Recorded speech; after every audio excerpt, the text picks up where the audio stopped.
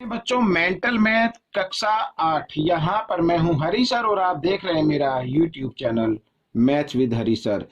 पिछले साल जो आपकी मेंटल मैथ की क्विज हुई थी, ठीक है, जोनल लेवल पर, उसके कुछ क्वेश्चन मैं आपको सोल्व करा रहा हूँ ताकि आपको पता लग जाए कि किस तरीके से प्रश्न पूछे जाते हैं। है तो बहुत ही इजी, ठीक है। और हाँ, ये मत समझना कि ये जोनल लेवल में है तो डिस्ट्रिक्ट लेवल में नहीं आएगा या रीजन लेवल में नहीं आएगा, बिल्कुल सेम ऐसे ही आते हैं। आइए करना शुरू करते हैं।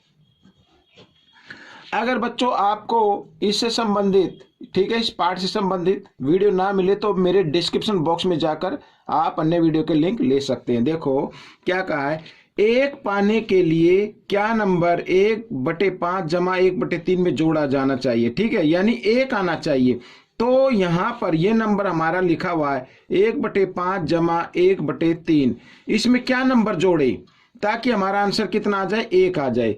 अब बच्चों मैं आपको बताता हूँ, पहले इसको आप क्या कर लें, इसको ऐड कर लीजिए पहले तो, ठीक है, फिर मैं बताता हूँ। देखो यहाँ पर, तो यहाँ पर नीचे क्या है, ये हर दिए हुए हैं और हर जो है अभाज्य संख्याएं हैं।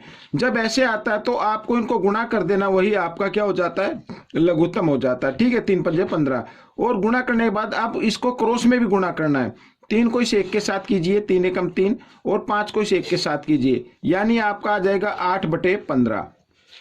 अब जो मैं आपको बताना चाहता था वो ये था कि एक में क्या जोड़े, इस नंबर में क्या जोड़े ताकि एक आंसर आ जाए। अब बच्चों जोड़ने पर तो आंसर क्या होता है, ज्यादा ही होगा ना जिसमें जोड़ा जा रहा है। तो इसका मतलब मैं आपको ऐसे पूछूं कि 9 में क्या जोड़े कि हमारा आंसर 12 आ जाए। अब आप कहेंगे सर 9 में 3 जोड़ दें, लेकिन 3 आएगा कैसे, जो हमारा ये उत्तर है, ठीक है ना, इसमें से पहली संख्या को क्या कर देना, घटा देना। और हमारा उत्तर क्या है, यहाँ पर 1 है, ठीक है। 1 में से क्या करना है, पहली संख्या को घटाना है, ये वाली संख्या जो मैंने ऐड जोड़कर बना ली है। तो 8/15 को क्या कर देंगे, घटा देंगे, इसके नीचे 1 मान लीजिए। वो 15 और 1 का लघुत्तम लेंगे तो 15 आ जाएगा बच्चों। और यहाँ पर देखो 15 आ गया ना, तो अब हम क्या करेंगे, क्रॉस में गुणा कर दो, 15 को 1 के साथ कर दो, 15 एकम 15 घटा, और 1 को 8 के साथ कर दो, 1 अट्ठे 8, इस तरीके से, ठीक है। यहां पर ये हो गया। अब देखो यहां पर 15 में से 8 घटा दीजिए, 7/15, ठीक है। तो बच्चों ये संख्या आ गई जो आपको जोड़नी है। आइए अगला प्रश्न देख लेते हैं। यहां पर अगले प्रश्न में भी, ठीक है ना, लिखा है घटा 5/9 पाने के लिए 13/8 में से क्या जोड़ा जाए, इसमें क्या जोड़ा जाए। तो अब हम समझ गए हैं, जोड़ने में जब आती है बात तो जो उत्तर है उसमें से हमें क्या कर देना है, पहले नंबर को घटा देना है। ये मैं इसमें से घटा देता हूं। अब 9 और 18 का आपको लेना है लघुत्तम। अब लघुत्तम लेने के लिए जो सबसे बड़ी संख्या होती है, ठीक है, उसको आप देखिए, क्या वो छोटी संख्या से भाग हो रही है, जी हाँ हो रही है, तो बड़ी वाली संख्या क्या होगी, आपका लघुत्तम बन जाएगा, ठीक है, इस तरीके से। अब 18 को 9 से भाग करना है, ठीक है, 18 को 9 से भाग करना है। 9 का पारा किस पे जाएगा, 2 पे जाएगा, 2 को 5 से गुणा कर देना है, 2 पंजे 10, इस तरीके से। अब 18 को 18 से क्या करेंगे, भाग करेंगे तो 1 पे जाएगा, 1 को 13 से क्या कर देंगे, गुणा कर देंगे।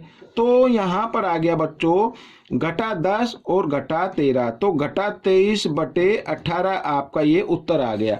अब आप चाहें तो इसको मिश्र संख्या में भी लिख सकते हैं, ठीक है, 18 एकम 18 आएगा, और यहाँ पर, और 18 और 5 23, ठीक है, इस तरीके से ये आपका उत्तर बन जाएगा। आप भाग करके भी इसको निकाल सकते हैं।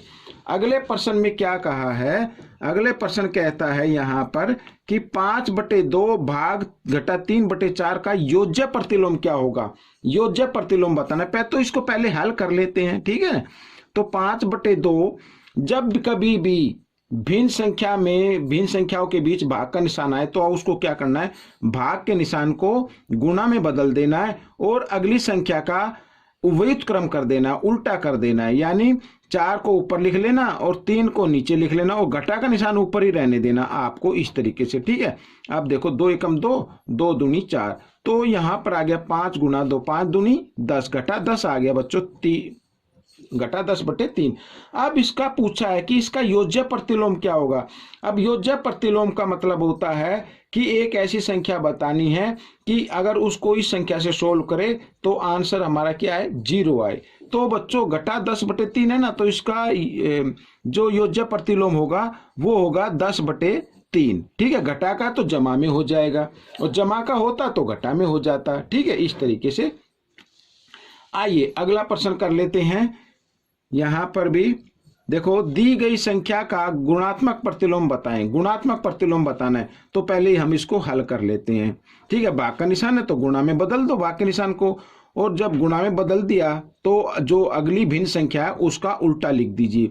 6 ऊपर 5 नीचे और 3 से कट जाता, 3 एकम 3, 3 दूनी 6। यहाँ पर गुणा किया 2 दूनी 4/5। अब इसका गुणात्मक प्रतिलोम क्या होगा, एक ऐसी संख्या कि उसको अगर हल किया जाए तो आंसर 1 आए। याद रखना है योज्य प्रतिलोम में क्या आना चाहिए, हल करने पर 0 और गुणात्मक में 1 आना चाहिए। तो यहाँ पर घटा 4/5 है। अगर मैं यहाँ पर लिख दूं घटा 5/4 तो ये इसका योज्य प्रतिलोम हो जाता है। ठीक है, तो आइए अगला कर लेते हैं, प्रश्न नंबर 8। तो प्रश्न नंबर 8 में फिर लिखा है 8/3 पाने के लिए 2/3 में से क्या घटाए। अब घटाने में बच्चों क्या होता है, संख्या छोटी हो जाती है।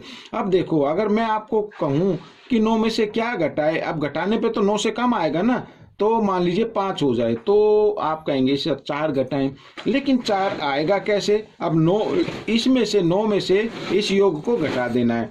ठीक है, इसी प्रकार इस संख्या में से इस योग को घटा देना है। तो 2/3 और घटा 8/3 इस तरीके से। अब दोनों के हर एक जैसे हैं, इनमें से एक हर लेना है और अंश को साइन के अनुसार हल कर देना है। 2 घटा 8। अब घटा जमा घटा, 8 में से 2 गए 6 और बड़े नंबर के सामने घटा का निशान है तो यहाँ पर आ गया 3। अब इसमें 3 से इसको भाग कर सकते, 3 एकम 3, 3 दूनी 6, तो घटा 2 आपका उत्तर बन जाएगा। ठीक है ना। अगर 2/3 में से हम घटा 2 को घटा दें तो 8/3 आ जाएगा। आप इसकी जांच भी कर सकते हैं कि ये ठीक है या नहीं। अब देखो, 2/3 में से मैं इसे घटा 2 को क्या करता हूं, घटा देता हूं। घटाने के लिए घटा का निशान जरूर लगाना है इस तरीके से। ठीक है, लगा लिया, 3 का और 1 का लघुत्तम लिया, 3 आ गया। तो यहाँ पर क्रॉस में गुणा कर दो। अब तो 1 की गुणा 2 के साथ होगी 2 और घटा घटा जमा और 3 दूनी 6, 6 और 2 8, 8/3 आ गया ना। तो इसका मतलब ये हमारा प्रश्न ठीक है। अब प्रश्न नंबर 6 भी हल कर लेते हैं। दी गई संख्या का गुणात्मक प्रतिलोम बताएं। फिर इसका गुणात्मक प्रतिलोम बताना है। आइए पहले इसको हल कर लेते हैं। घटा 5/18 और घटा घटा क्या होते हैं, जमा और 3/9। इसको हल कर लेते हैं। और सॉरी, यहाँ पर 9 है तो 9 और 18 का जो लघुत्तम आएगा वो आएगा 18। ठीक है, क्योंकि बड़ा नंबर छोटे नंबर से भाग हो रहा है तो इसका मतलब 18 लघुत्तम हो गया।